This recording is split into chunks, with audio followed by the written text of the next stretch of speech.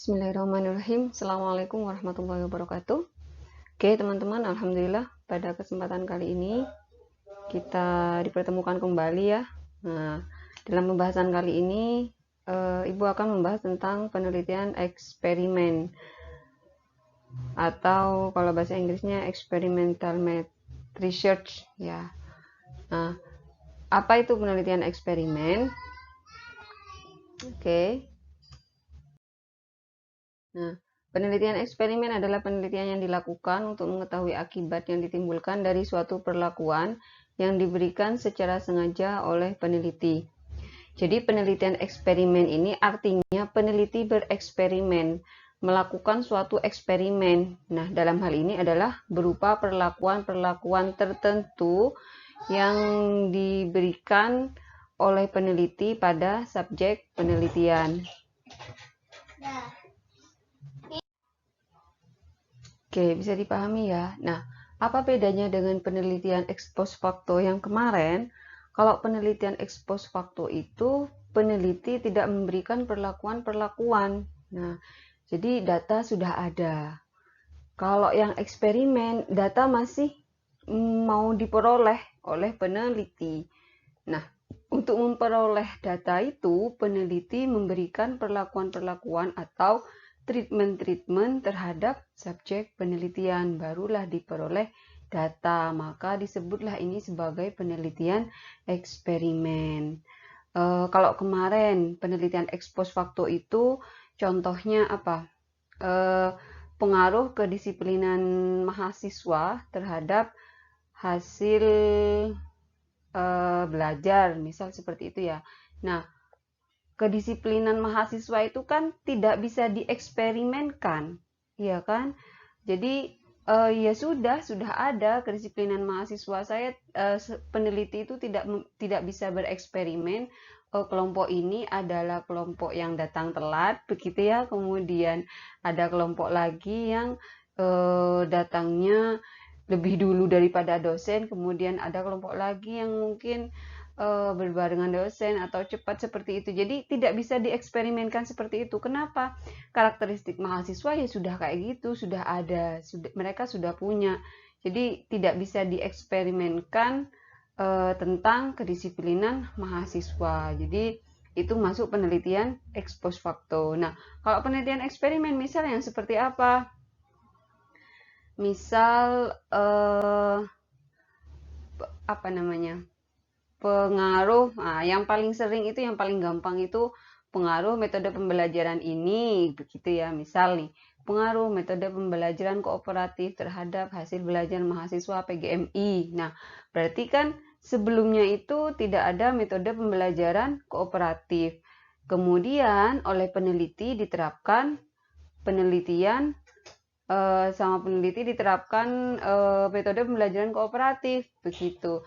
Nah, kan berarti peneliti melakukan eksperimen, memberikan perlakuan berupa apa namanya? Metode kooperatif begitu ya. Bisa dipahami teman-teman perbedaan yang sangat urgent antara penelitian eksperimen dengan penelitian ex post facto.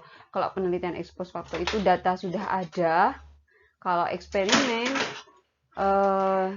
data masih mau dibuat, artinya masih mau diperoleh dengan melakukan eksperimen-eksperimen, gitu ya. Bisa dipahami ya teman-teman ya. Oke, kita lanjut. Nah, desain penelitian eksperimen ada 3. Ada pre-eksperimental, kemudian ada quasi-eksperimental, kemudian ada true eksperimental. Ya, jadi desain penelitian eksperimen itu ada 3, ada pre-eksperimen, ada quasi-eksperimen, dan eksperimen murni, gitu kalau di bahasa Indonesia kan ya.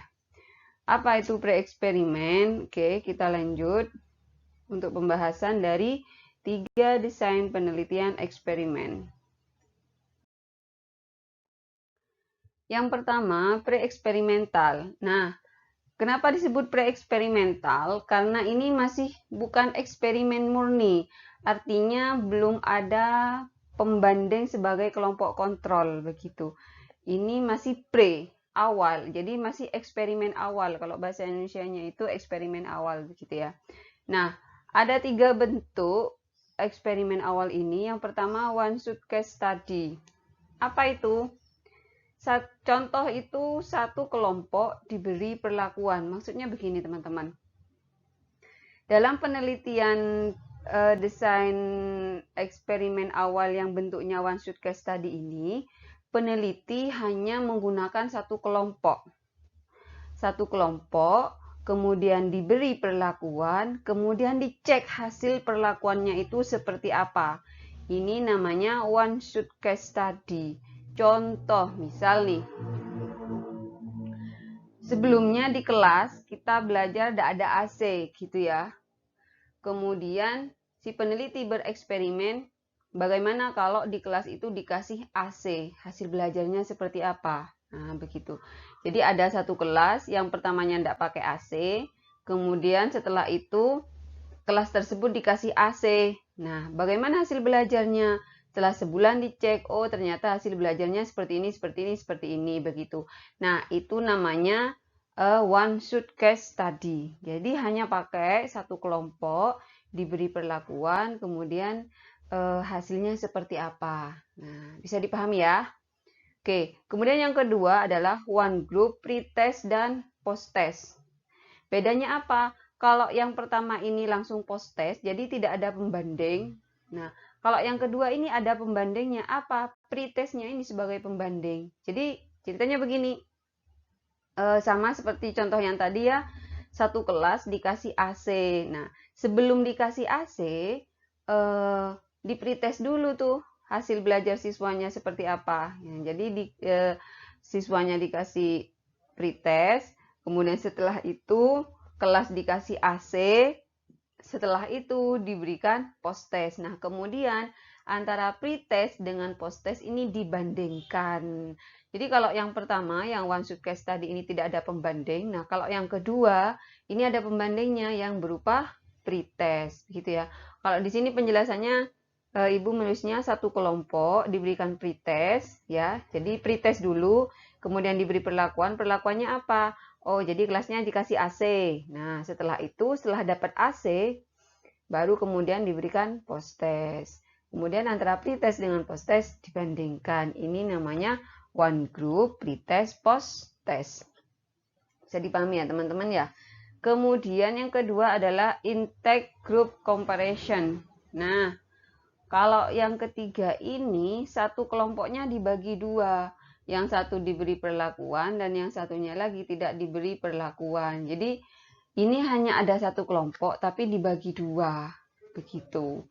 Yang satu diberi perlakuan dan yang satunya tidak diberi perlakuan. Nah, kemudian hasil dari satu kelompok yang dibagi dua ini dibandingkan yang diberi perlakuan bagaimana, yang tidak diberi perlakuan bagaimana. Ini hasilnya yang kemudian dibandingkan. Nah, 3 ini contoh adalah bentuk-bentuk penelitian eksperimen yang eksperimen awal atau pre-eksperimental.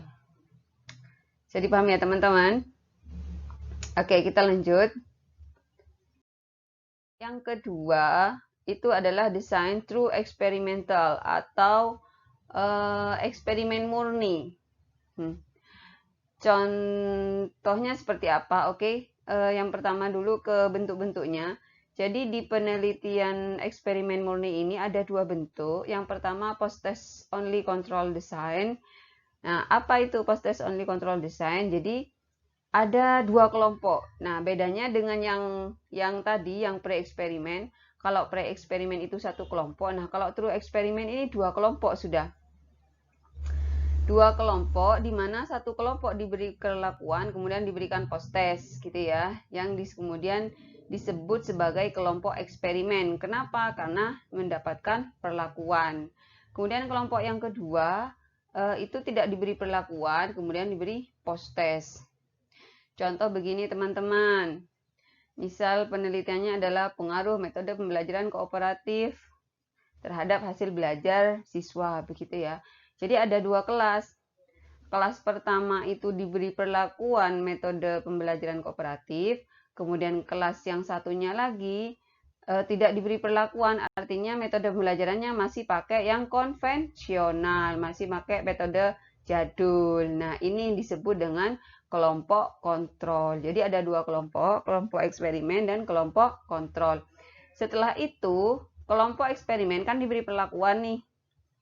Diberi perlakuan berupa penerapan metode pembelajaran kooperatif. Habis itu dikasih post test, ketemulah nilai hasil belajar. Nah, kelompok yang kedua sebagai kelompok kontrol, ini metode pembelajarannya bukan kooperatif tapi konvensional.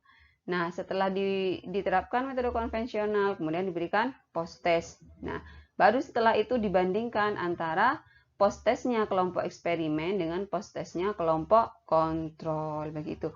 Ini namanya true eksperimen yang post test only. Yang kedua adalah pre-test post test control group design. Nah, kalau ini bedanya apa? Ada pre-testnya.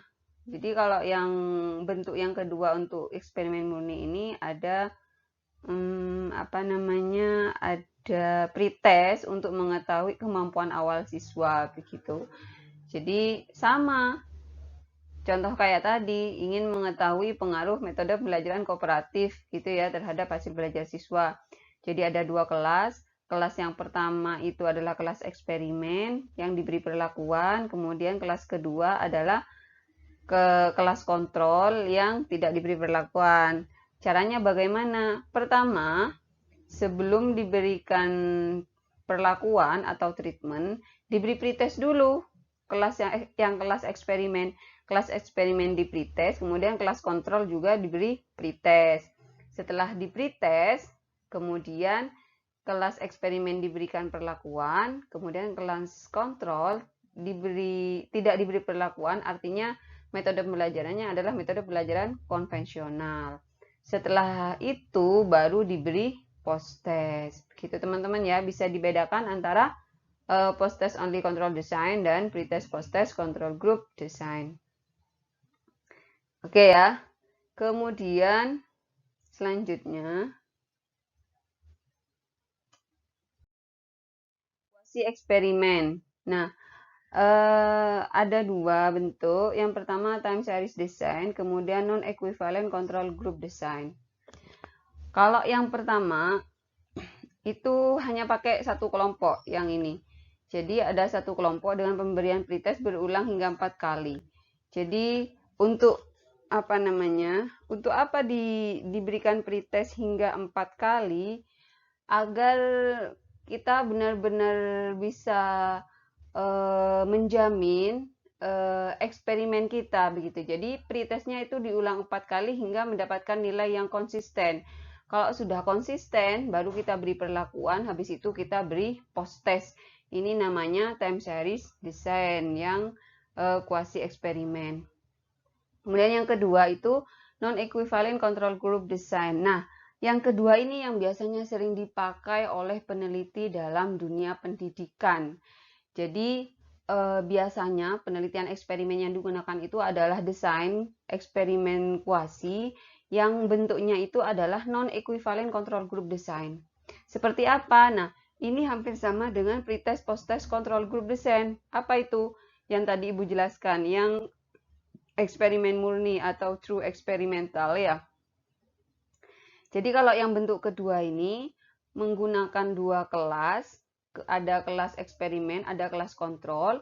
Kemudian kelas eksperimen dikasih pretest, kelas kontrol juga dikasih pretest. Kemudian setelah itu kelas eksperimen memperoleh perlakuan berupa metode pembelajaran kooperatif dan kelas kontrolnya itu pembelajarannya itu konvensional. Habis itu dikasih post test. Habis itu dibandingkan antara kelas eksperimen dengan kelas kontrol. Nah, letak perbedaan antara kuasi eksperimen dengan true eksperimen apa? Kalau kuasi eksperimen ini peneliti tidak mempunyai tidak punya kemampuan untuk menentukan sampel.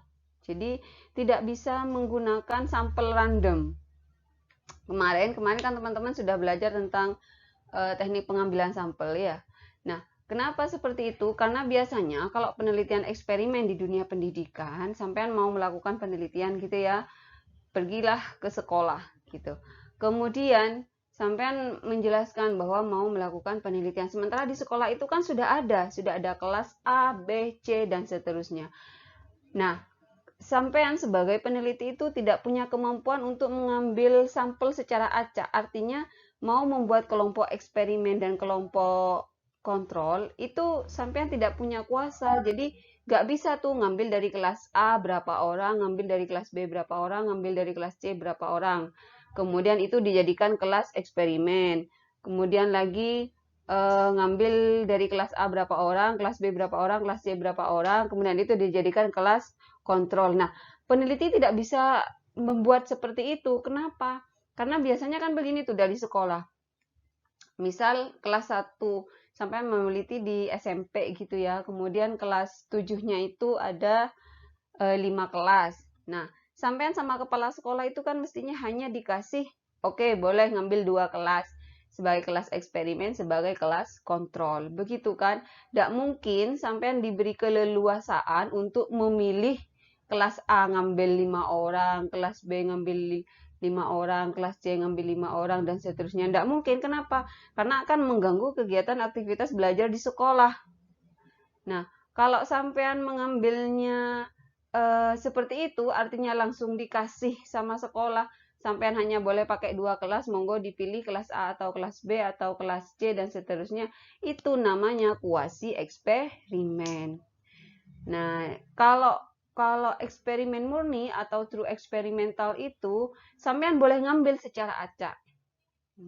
Biasanya kalau dalam dunia pendidikan tidak bisa yang seperti itu. Mungkin itu di dunia-dunia apa di dunia sains ya, di dunia sains misal melakukan penelitian eksperimen tentang misal di biologi apa gitu, tikus apa gitu ya. Nah, kalau kalau seperti itu kan bisa eksperimen murni, tapi kalau dalam dunia pendidikan itu jarang pengambilan sampelnya itu secara acak. Yang kelas-kelas mau menentukan kelompok eksperimen secara acak, anggotanya adalah secara acak, kemudian kelompok kontrol secara acak itu jarang terjadi. Kenapa? Karena terkait dengan kegiatan pembelajaran di sekolah. Bisa dipahami ya teman-teman. Jadi memang biasanya yang sering dipakai itu adalah kuasi eksperimental, kemudian yang non equivalent control group design yang ini, yang terakhir ini yang biasa dipakai oleh peneliti dalam dunia pendidikan.